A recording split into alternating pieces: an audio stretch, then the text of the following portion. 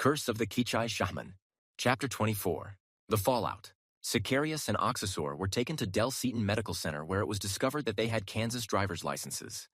Sicarius's real name was Tyler Walsh, and Oxysor's real name was Andrew Walsh. Tyler Walsh, who had a dog-bitten hand that was broken, was treated and released to Travis County Jail. But Andrew Walsh had a bullet wound through his upper arm and was kept under guard at the hospital for 48 hours. Detective Ertel went to the Travis County Jail to interrogate Tyler Walsh on Sunday the 22nd of October. Tyler was taken to an interrogation cell where Detective Ertel was waiting.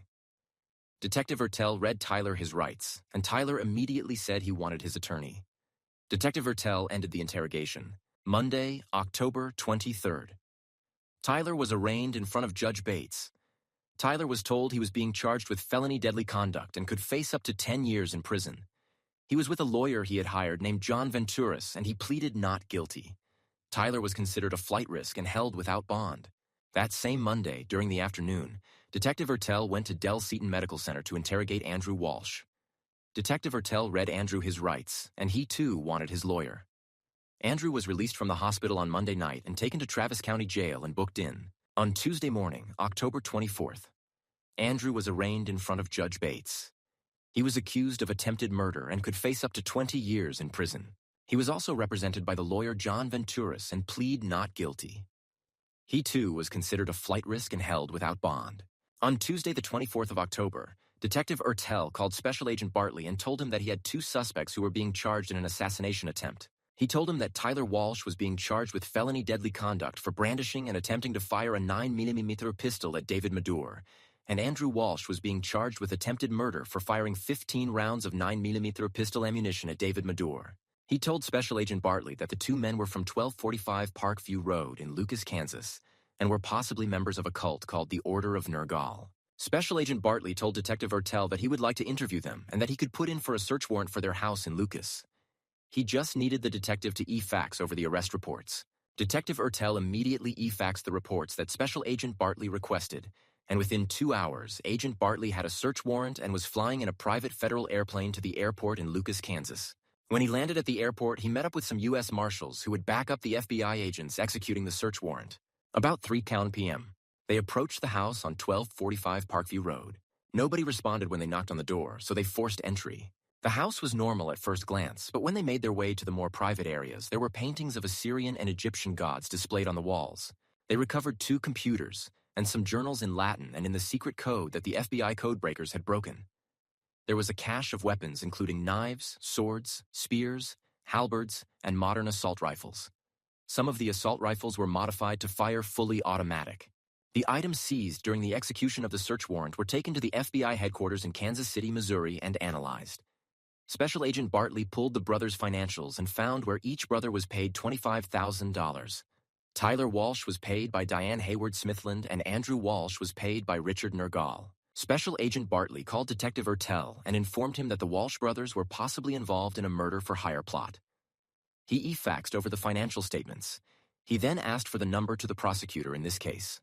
The prosecutor's name was Heather Kolza, and Special Agent Bartley asked if he could meet with her to go over some of the evidence against the Walsh brothers. They set up a meeting for Thursday the 26th of October.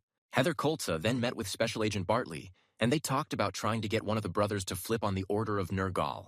With the new evidence provided by Special Agent Bartley, Tyler Walsh was facing up to 20 years for felony deadly conduct and murder for hire, and Andrew Walsh was facing up to 30 years for attempted murder and murder for hire.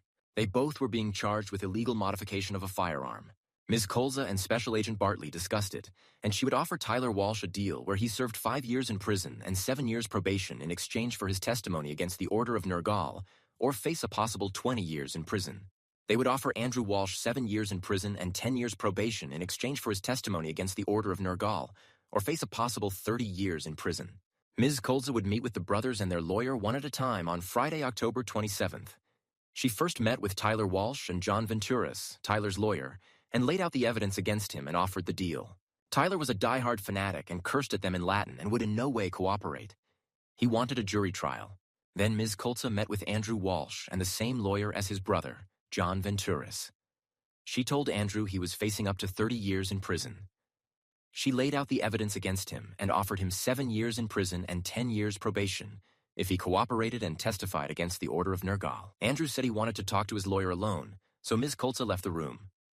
When John Venturas called her back into the room, John counteroffered and asked for 5 years in prison and 7 years probation, and he would give up the location of his co-conspirators and cooperate in court. Ms. Colza excused herself and said she would be right back. She went out and called Special Agent Bartley and asked for his advice. Special Agent Bartley told her that if Andrew would give up their safe house's address, that he would advise her to make the deal.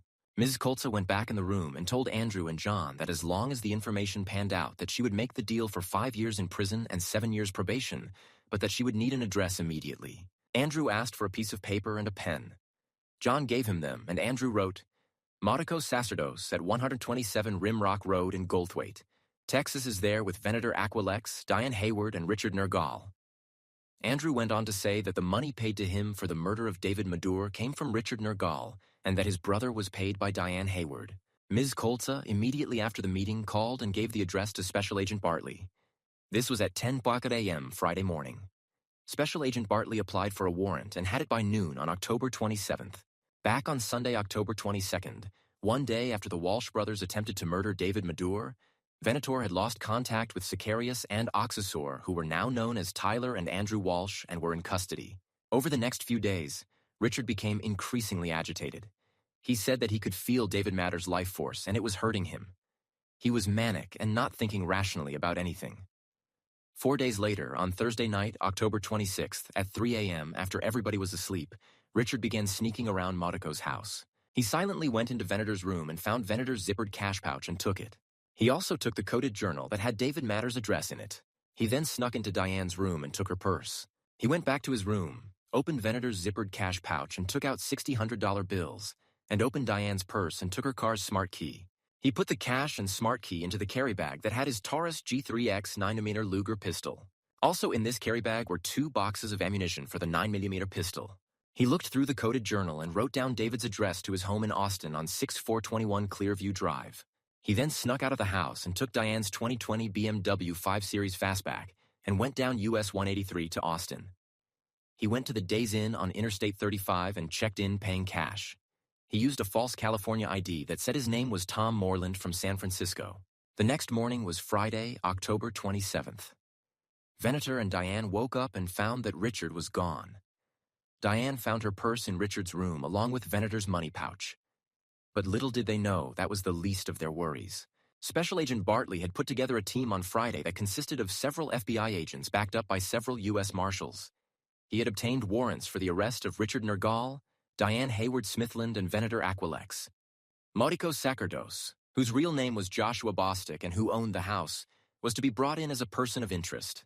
Special Agent Bartley, the other FBI agents, and the U.S. Marshals were ready to execute the warrants for the house on 127 Rimrock Road in Goldthwaite, Texas, and the people inside by 5:00 p.m., and they decided to conduct the raid at 6:00 p.m. that evening. Diane, Venator, and Modico were in the breakfast area near the kitchen discussing what their next move would be when there was a knock on the door. Modico went to the door and looked through the peephole and saw the U.S. Marshals outside. As he was backing away from the door, the lead marshal forced the door open with a handheld battering ram. The first marshal that entered saw Modico and told him to get on his knees and show him his hands. He complied with their orders and was the first taken into custody, being handcuffed behind his back and led outside. Venator was found at the table in the breakfast area trying to delete his search history on his laptop. 2 marshals approached him and ordered him to his knees. Venator ignored them and continued trying to delete his search history when one of the marshals grabbed him and put him face down on the floor and handcuffed him. The other marshal had grabbed the laptop away from Venator. Diane had tried to run out the back door but was met with a marshal who was watching the back of the house. She tried to run past him but was tackled. She resisted with all her might, and one of the FBI agents came and helped subdue her and get her into handcuffs. The marshals then cleared the rest of the house.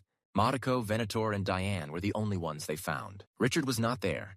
The FBI agents then did a search of the place and found several burner phones, 3 smartphones, Venator's laptop, Diane's Latin prayer journal, and several coded journals belonging to Venator. They took note of all the paintings of Assyrian and Egyptian gods found throughout Modico's house. Venator, Modico, and Diane were immediately taken to the Goldthwaite Airport just before dark and flown to Bergstrom Airport in Travis County and then booked in the Travis County Jail. Their arraignment was set for Monday, October the 30th in federal court. Friday morning, Richard went to the front office of the Days Inn he had spent the night in and paid cash for another night. He spent most of the morning in his room, but went to the Lowe's home improvement store on 8000 Shoal Creek Boulevard at around noon and bought a large crowbar with cash. He then drove by 6421 Clearview Drive to see if he saw David's truck, but David was not home. He went back to his room at the Days Inn on I-35. David was sitting by a bison dung fire. The scene was familiar to him. He looked to his left and saw Nick Ustaka, the last Kichai shaman, sitting next to him. Nick said to David, "This is the last time I will be able to meet you like this. I am losing my power. The curse is still strong, and you have one more battle to fight. Take care, as danger will be upon you before the next night is over." As David began to ask him a question, Nick faded into the darkness quietly and was gone. David woke up from another realistic dream. Just then, his alarm went off, telling him it was time to get ready for work. It was Friday, October 27th. David spent Friday morning at his job at the Washington on the Brazos Historical Site. The team was finishing up the dig on the Hall and Lot Tavern site. David spent most of the day at the lab sorting, washing, drying, bagging, and labeling the artifacts that were found at that site. At the end of the workday, he went directly to his truck. He was still worried and went through the usual ritual of running the air conditioner while he checked his camera standing outside of his truck, which had the doors open. After 5 minutes, he got in and headed to his home in Austin. David got home about 7:25 p.m. that Friday. About 7 p.m. Helene had ordered a pizza after working with Bear earlier that evening. It had arrived just before David did and was hot and ready to eat. Helene and David ate dinner, and then they both went to their shared office and were both on their own computers. David could not get the dream he had out of his mind. His realistic dreams of Nick had never steered him wrong. He did not say anything to Helene, but kept looking out the window. Their shared office was on the 3rd floor of their house, and he could see the street and driveway below. While he was looking out the window, he saw a car that looked like a BMW drive suspiciously slow and then speed off.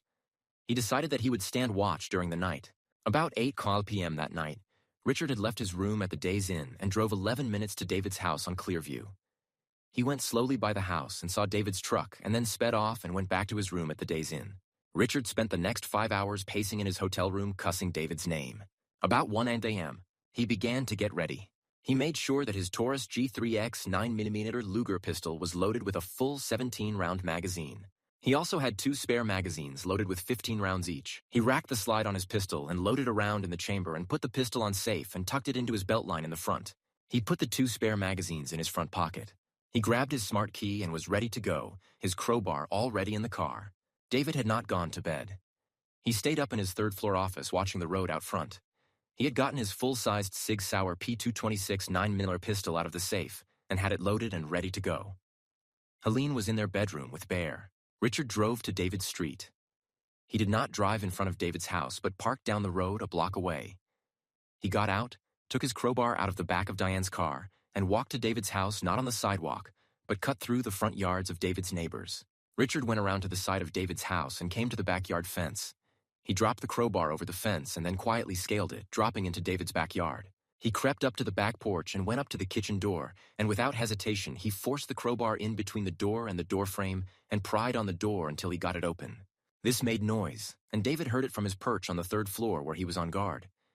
David quickly and quietly went downstairs to the master bedroom. He went inside and woke Helene up carefully and told her that he heard something downstairs. He told her to call the police, get her pistol, and wait in the bedroom with Bear while he went to investigate. Helene grabbed her phone and dialed 911. She told the operator that they had heard someone breaking into their house.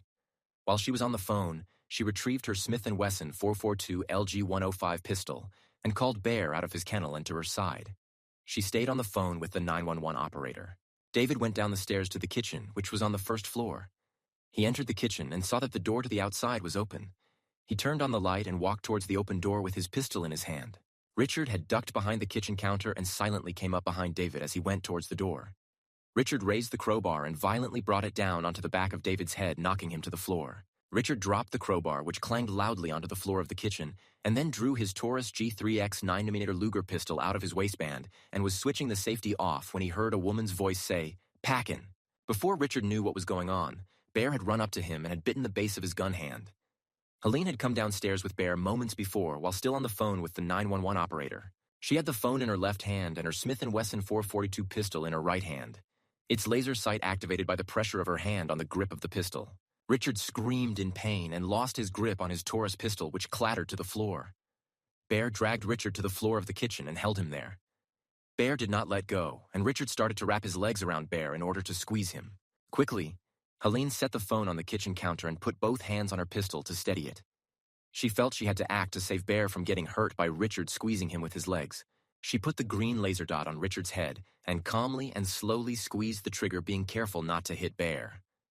There was a loud bang as the .38 special bullet was fired. It hit Richard in the head, and he stopped screaming. Helene took aim again and put 2 more shots into Richard's head, then said in a commanding voice, "Fuss!" Bear let go of Richard and came to Helene's side. Richard was not moving, so she put the pistol down on the counter and picked up her phone and told the operator that she had shot the intruder.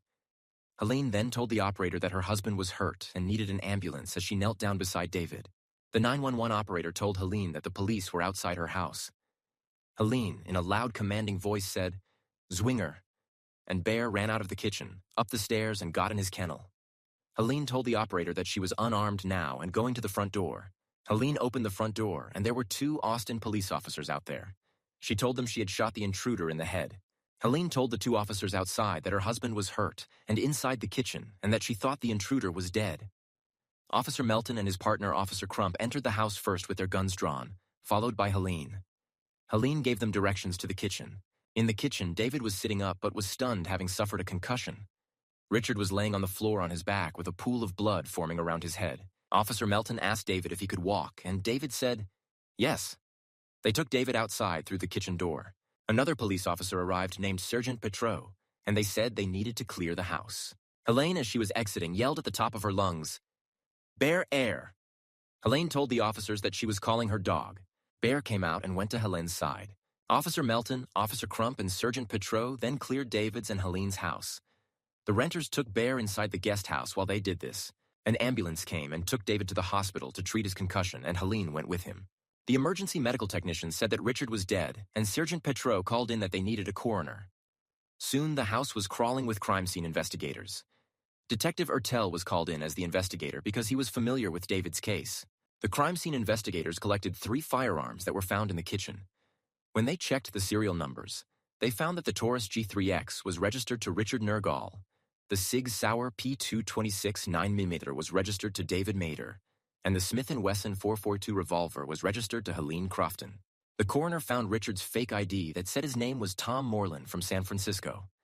The Austin police also found Diane's car down the street from David's house that had a BOLO, be on the lookout for, report on it. David was held at the hospital for 24 hours for observation. They had done an X-ray and an MRI of David's head. Fortunately for David, the hit to his head had been a glancing blow and had not caused any long-lasting serious damage. About 9 a.m. that morning, Detective Ertel came to the hospital to get a statement from David and Helene. Detective Ertel said that the man killed in his house had an ID that said he was Tom Moreland from San Francisco, California. David told the detective that the man that came into his house and attacked him was Richard Nergal from Norman, Oklahoma, not Tom Moreland from San Francisco, California. Helene told the detective that she was the one who shot Richard Nergal. She told him that David had woken her up about 1:35 a.m. Saturday morning and told her that he heard someone breaking into the house and to call the police. She called 911 and got her pistol and was waiting in their bedroom like David told her to wait, but then she decided to take Bear downstairs. As she was approaching the kitchen, she heard a loud clanging sound, which was Richard dropping the crowbar and reaching for his pistol. She looked through the door leading into the kitchen and saw Richard pulling out a pistol from his waistband. She told the detective that she said, "Packin'," which was Bear's command to attack, and Bear ran up and bit Richard's gun hand like he was trained to do, making him drop his pistol. She told him that Bear pulled Richard to the floor and that when she saw that Richard was going to squeeze Bear with his legs and hurt him, she put the phone down and then she shot Richard in the head 3 times with her revolver. She then called Bear to her side and picked the phone back up and told the operator what had happened. When the operator told her that the police were outside, she gave Bear his command to go to his kennel. She went out and let the police in and had told them her husband was hurt in the kitchen. The 2 policemen entered the house. She walked behind the police and gave them directions to the kitchen. They found David and got us all outside and said they needed to clear the house, so she yelled to Bear to come down and took him to the guest house and handed him off to the renters, and that she waited outside for the ambulance and then went to the hospital with David. Detective Ertel then asked David if he was up to telling him his side of the story. David said that he was well enough to talk. Detective Ertel told David to start at the beginning. David told him that he got home around 7:30 p.m., and they had pizza in the dining room by the kitchen. Then he and Helene went into their office on the 3rd floor. David said he was looking out the window and saw a BMW car driving by slowly that seemed suspicious. So he got his full-sized pistol out of the safe and locked up his smaller pistol he usually carries. He stayed up looking out the third-floor window all that night. About 1:30 a.m. Saturday morning, he said he heard someone breaking in.